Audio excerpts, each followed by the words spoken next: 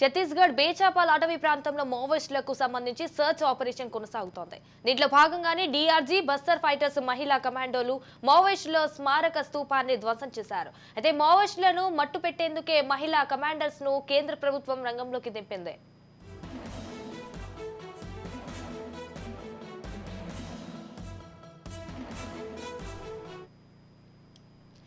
ఛత్తీస్గఢ్ బేచాపాల్ అటవీ ప్రాంతంలో మావోయిస్టులకు సంబంధించి సర్చ్ ఆపరేషన్ కొనసాగుతోంది. దీంట్లో భాగంగానే డీఆర్జీ బస్తర్ ఫైటర్స్ మహిళా కమాండోలు మావోయిస్టుల స్మారక స్తూపాన్ని ధ్వంసం చేశారు. మావోయిస్టులను మట్టు పెట్టేందుకే మహిళా కమాండర్స్ ను కేంద్ర ప్రభుత్వం రంగంలోకి దింపింది. రైట్ గా దీనిపై పూర్తి సమాచారం మా ప్రతినిధి నవీన్ కుమార్ ఫోన్ ఇన్ లో అందిస్తారు. నవీన్, చెప్పండి.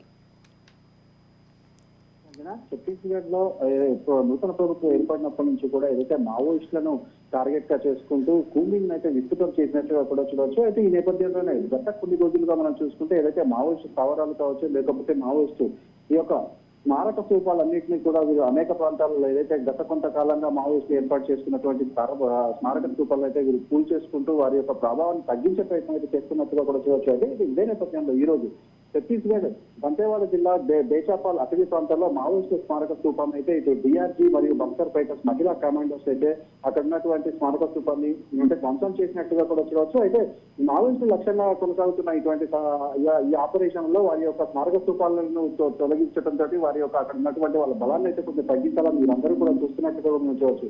అయితే గత కొన్ని రోజులు అంటే గత ఇంతకుముందు చేసినటువంటి ఏదైతే నక్సల్ స్మారక స్తూపాన్ని కూల్చివేసిన వాటిల్లో ఏదైతే అక్కడ ఉన్నటువంటి భద్రతా దళాలు పురుషులు మాత్రమే చేశారు. అయితే ఈ రోజు ఈ యొక్క మావోయిస్టులకు సంబంధించినటువంటి స్మారక స్తూపాలను అక్కడ ఉన్నటువంటి మహిళా ఈ కమాండర్స్ తోటి అయితే కూల్చివేసినట్టుగా కూడా చూడవచ్చు. మొత్తంగా మనం చూసుకుంటే ఛత్తీస్గఢ్ లో మావోయిస్టుల ఉనికిని లేకుండా చేయాలనే ఆలోచనతో అదేవిధంగా వారికి సంబంధించినటువంటి స్మారక స్తూపాలను కూల్చడం ద్వారా మావోయిస్టులకు సవాలు అయితే భద్రతా బలగాలు విసురుతున్నట్టుగా కూడా చూడవచ్చు.